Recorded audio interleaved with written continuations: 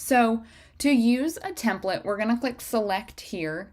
And then you're going to see a new page appears and it's sectioned out. So we have weddings, mitzvahs, social events, nonprofit events. And if you scroll through, you can kind of find which one fits your event best.